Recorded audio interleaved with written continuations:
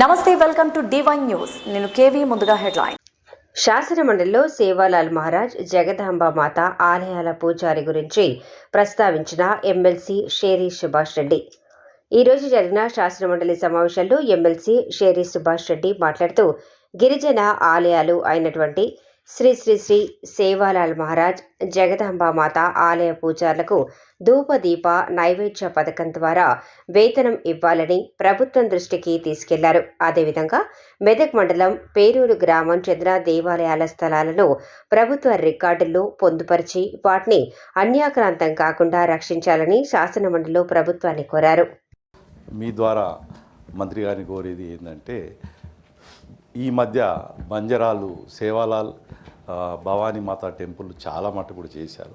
వాళ్ళు సొంతంగా నిర్మించుకున్నారు, లేకపోతే చుట్టుపక్కల చందాలు వేసుకొని కూడా గుళ్ళు కట్టారు.